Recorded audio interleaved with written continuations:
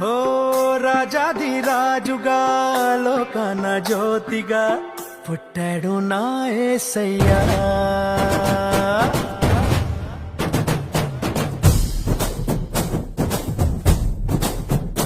ఓ రాజాది రాజుగా లోకన జ్యోతిగా పుట్టాడు నా యేసయ్యా.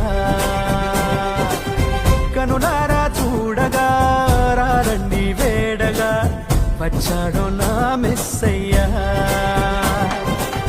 దేవాది దేవుడే ఈనాడే దీనుడై పుట్టాడు నీ కోసమే.